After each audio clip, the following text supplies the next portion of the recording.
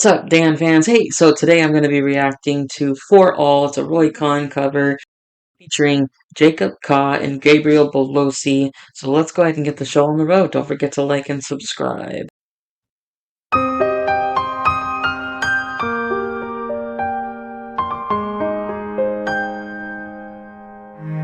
Pretty.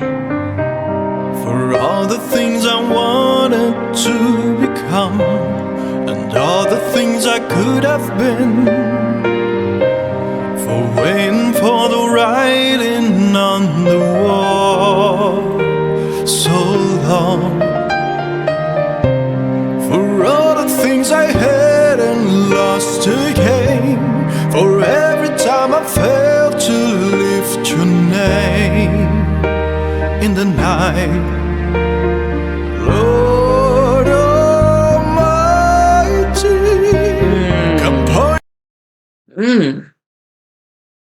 Okay, so not only is Jacob playing fabulously on the piano, but Dan is like doing his thing. Dan is not only doing his thing, he's like rocking out.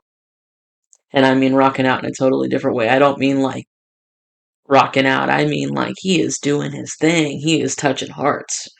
I love it. I absolutely love it. And I also loved how Jacob was like looking at the camera. That was really cool. your mercy down on me. Holy glory for all. So beautiful. For all the things I wanted. And there's Gabriel. My man Gabriel. I love this. I love that there's multiple people on this video. And I love the fact that they're passionate. I mean, they're getting into it. They got their eyes closed. I know, like for me, when I'm playing drums up on stage, there's a lot of times where most of the set I'm playing with my eyes closed because it's just you get in that mode. You're passionate. And you're just going for it, and it almost kind of feels like it. From a musician standpoint, if you're a musician, you know what I'm talking about. You get so into it, and you're just like. You just want to be creative. You want to feel your passion. And a lot of times when we're watching people around us, it makes it really, really difficult to feel our passion. And not that there's a lot of people here, but I think that this is intentional. I don't think that this is just acting. I think that they're actually feeling passionate about what they're playing. And as a musician, I can relate. Whether I'm alone and I'm playing something that I'm really digging, I have, a backing track in my ears and I'm playing to the backing track, or I'm playing a piece of piano music that I don't necessarily have to keep my eyes open for. If I'm trying to listen for a certain sound from writing a little simple melody or something, I'll oftentimes close my eyes knowing that my hands are going to do the thing I want them to do. So it's passion. It's passion, and you can see it all over all three of their faces. In my own name, and all the truth my eyes have seen, for hiding when I ought be walking through. For everything you wanted me to be, for all the love you pray that I may see in you. So beautiful. I want to lower my defenses, pour your mercy down on me for all.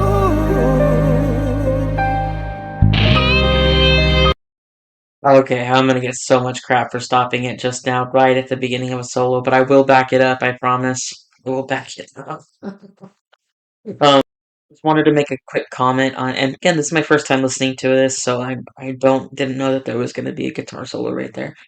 Um, I love the lyrics. God have mercy on me. God have mercy on me.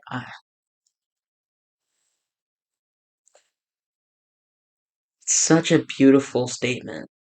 I mean, if if you understand God's grace and God's mercy and the difference between the two, I mean, basically, grace is, you know, God giving us something that we don't deserve, and mercy is Him not giving us what we do deserve. That's essentially what it is. We have both as believers. We have both as people who are looking to God and to trust God, and it's such a beautiful statement. God have mercy on me. God don't give me what I deserve. God don't give me what I deserve. Instead, Lord, I'll accept your grace. That's like it's so beautiful. And as promised, I will back this up. So I don't want to get people be like, you didn't listen to the whole thing. Yes, I did. Mercy down on me for all.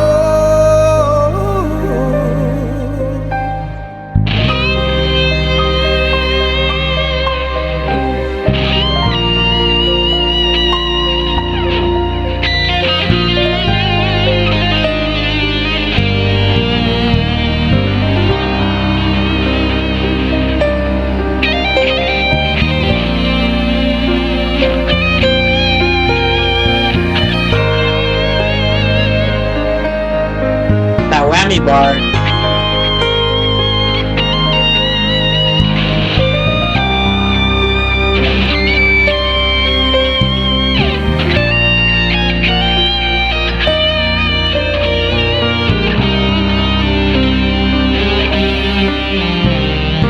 God Almighty, it wants to do what it wants, but you want it for all, for now and evermore, 'cause you want it over once and once for all.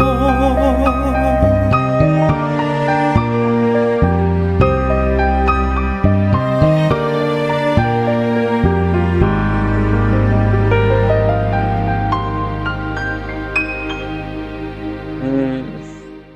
Hey my friends, thank you very much for watching this video, and a huge thank you here. So really quick, I'm gonna listen to the rest of this, but I will tell you that was a beautiful song. The lyrics, the melody, solos, the passion, and you could see it just coming through the screen. And you can see that they're totally, and I mean this in a good way, totally in their feels. Their feels. They're feeling it. They're passionate. Oh, it's so beautiful. I want to hear what else Dan has. Hey my friends, thank you very much for watching this video, and a huge thank you here for my friends Jacob and Gabriel, who readily answered my call. Well, the man is back. What to say? I am very happy. First because, well, just listening to his voice in 8 years, it was enough to get me emotional. And secondly, because he was very open in his music about his faith. I think this is a wonderful thing, because nowadays all the cool kids, are atheists, and which is fine, it's your right. I mean, he's not wrong. He's not wrong. There's, I tell this to my kids in youth group all the time. It's one thing to want to be cool. But it's a whole nother thing if someone's gonna lead you down a path that's not necessarily the best. And I'm not talking about faith. I'm talking about what we see today. I'm like put faith to the side. I mean, in the state that I live in, we have a 60% high school graduation rate. 60. Where's the 40% of the kids at? How many of those 40% of people who are going to drop out of high school are friends with the kids that I teach in youth group? There comes a point where they have to be able to make good decisions, and they have to be able to be around good influences. And if, as adults, we're sitting here fighting each other all the time, how is it that we're going to make a good impact on kids. And it doesn't, again, it's not about, well, yes, I'm a pastor. Yes, I believe faith is important. What I don't believe that should be allowed is parents who just sit there and idle by while their kids are out dropping out of school, because their kids are gonna hurt. The kids are really gonna hurt. More and more jobs now are asking for high school diplomas. More and more. And they're gonna realize really quickly that they should have stayed in school, and then they're gonna try to go get their GED. Worst comes to worst, get your GED. If you're gonna drop out, have a plan, because not everybody is gonna have one. And if the kids don't have a plan, don't let them drop out. Like that's kind of a real world thing. That is an example, like that's an example of a non-faith based thing. What kind of example are we setting for our kids?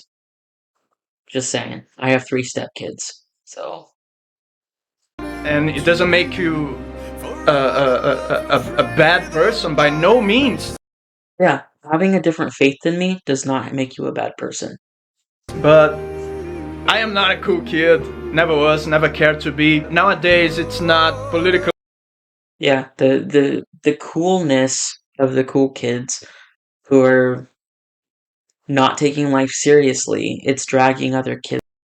That's basically where I was going with my comments earlier. Correct to talk about religion anymore, especially if you're a Christian, because people get offended. But let me tell you something: people will always be offended by something, by someone, and that's not your problem. Speaking it's my their language, problem. Dan. It's an issue This dude is speaking my language. I want to talk to this man. that they have to solve it themselves. It's 2018, guys. Don't be afraid to talk about It's 2024 now. I'm time traveling in this conversation with Dan. who you are, to talk about the things you believe in, and if people get offended by it, boo-hoo! I hope you enjoyed the video. Feel free to watch a couple more, and I'll see you guys in a few days. And until then, have yourselves an epic day.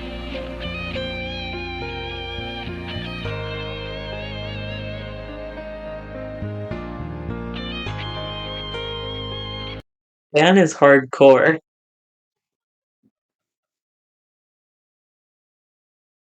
So I agree with a lot of what he was saying.